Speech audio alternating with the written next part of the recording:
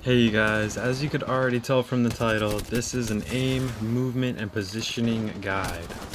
These three skills have really helped me, and I know they're going to help you guys who are out there trying to improve your game.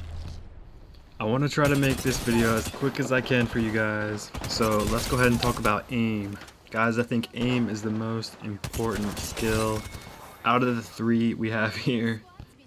Sometimes I'll have people telling me, man, you're really good. How do you have such good aim? And I'll just tell them, man, I just put the sight on them and I pull the trigger. But I know there's a lot more to it than that.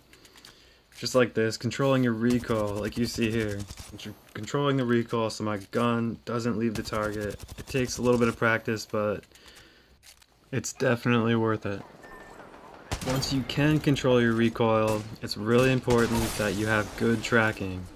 Tracking can be hard because your enemy is going to be moving.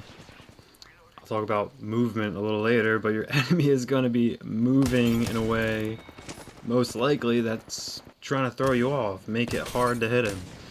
So your tracking is really important so that you can hit as many shots as possible. Now, if you're going to be using the wingman like this, what I really like about the wingman is you don't really need tracking. It's not an auto gun like you saw before. You just put it on him and you pull the trigger real quick, and it does a lot of damage, potentially, right? As long as you don't miss that shot. And this goes for all semi-automatic weapons that you're going to be using, not just the wingman. And it's just hand-eye coordination, right? Move it on him, pull the trigger as fast as you can, reset, do it again.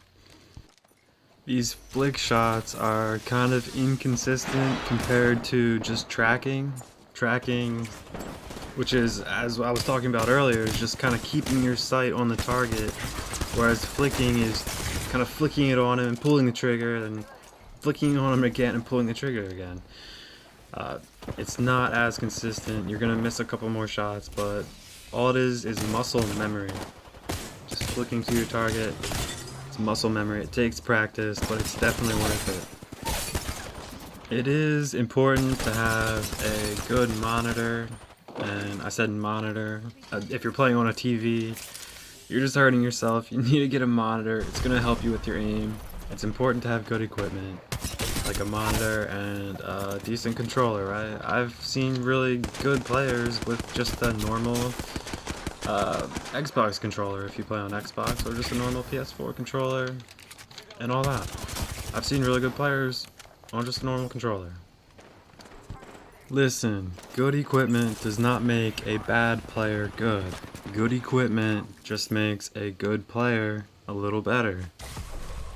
I'm not saying you don't need good equipment, you kinda do, but what I'm saying is you don't need the best technology has to offer to be the best player.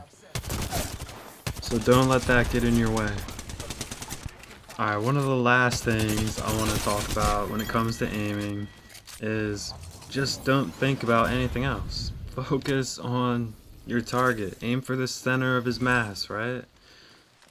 If the target is far away, you're obviously going to have to adjust for bullet travel. And that's different in different games, but if the target is close to medium range, all you really need to do is aim for center of mass, and that's what you should be going for, that's what you should be thinking. So yeah, practice those things, and it's really going to help you when it comes to your aim. But I'm trying to make a quick video here, so let's go ahead and get on to the next thing, which is movement. Guys, movement is something I really enjoy, especially in Apex Legends. This game is known for just being able to move. You can grapple, you can climb up walls, some stuff that you can't actually do in real life, but it's what makes it fun. You can always tell a good player, or you can always tell a player is good by his movement. If you see him, you're trying to shoot at him, and it's just so hard to hit him because you can't tell what he's doing. You know he's a good player. So when it comes to your movement, that's really all you're doing. You're making yourself hard to hit. You're literally just dodging bullets. That's what it comes down to.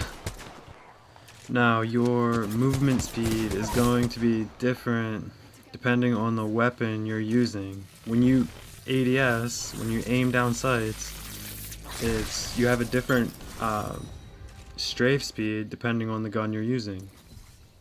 Whatever gun you are using, even if you do have a slower strafe speed like this, you can still spam left and right and your character model moves, and it kind of makes it hard to tell which way she's going. That's why I have it in third person right here, so you can kind of see that.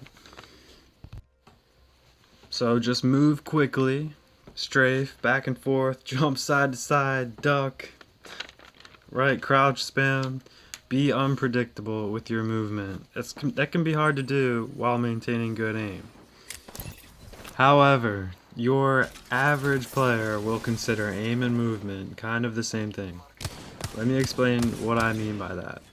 So when you're aiming on a controller, you're using your right stick, and you're moving with your left stick, your left thumb. So the average player will aim and move to adjust his aim, right? He will move back and forth. He'll move his feet back and forth to adjust his aim along with his sight, if you know what I mean. So he's using both thumbs to control his aim, and he's not really thinking about his movement. I hope that's not what you do, but if it is, hey man, this video is for you. Let me just get this out of the way real quick. It is hard to have good movement and good aim at the same time. You're either doing one or the other. You're either thinking about your aim or you're thinking about your movement, and you're going to be lacking in one or the other. So a way around this is developing your own movement pattern, which is just kind of periodically moving back and forth, left and right, crouching here and there, without really thinking about it, because it's a movement pattern you do all the time. You already do. That way you don't have to think about it so much, and you can just focus on your aim, because that's, like I said earlier, is probably a little more important. Let me finish with this and we'll move on. I come across a lot of people, I 1v1 them, and I notice that they all have a different movement pattern, a different style, and that's fun to me. So whoever is listening to this, you're gonna have a different style, and you just keep getting better. That's what you do. You just keep trying to find new ways to make yourself harder to hit. And last but not least, we have positioning. This is when, where, and how you position yourself in a fight. Okay, so positioning, it's really strong. Consider it this way. When a player has height over another player, say one person is on the roof and another player is running on the ground with no cover towards the guy on the roof, he's obviously gonna get killed by the guy on the roof because he has better positioning. It's that simple. You need to position yourself in a way that makes you most likely to win the fight. You can outplay someone who is actually better than you, someone that has better movement, better aim than you, by just getting a better position than him. It's so important. It makes up for a lack of skill just by being in a better spot. It's going to be kind of hard to put yourself in a good position when you don't know the map. So when you don't know the field, the area you're playing on, it's going to be a little hard to do this. So tip number one is to get to know the area, which I hope most of you already do when it comes to the map in Apex Legends, because there's only 2 of them. Excuse me. Alright, jokes aside, positioning wins fights. It wins games. So be creative. Think outside the box. Do something different. Use your environment, right? Every area is a little different. You can do something different. Almost every fight you get in, you're gonna do something different. or at least you have the ability to. You don't just have to stand there and peek the same corner. You can jump on top of a car, I don't know, do anything, slide around the corner, jump in the air. Just be creative.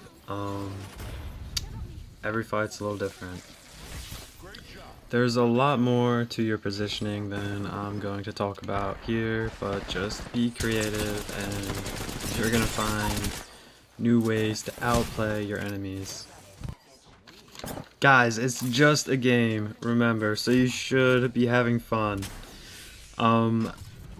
It took me a while to make this video, so please leave a like, share it with a friend or family member who plays Apex Legends. I really enjoy making these types of videos. I worked pretty hard on this one. I wanted to give you guys tips that have really helped me. I made these 3 tips when I was first starting out, and I think I've come a long way, I'd like to say. I like to pat myself on the back, but yeah. They're really going to help you guys out there starting out. I get questions here and there from people asking me how to get better, so here you go. Stay tuned, there's going to be more videos, so subscribe if I haven't already told you that already. Peace out.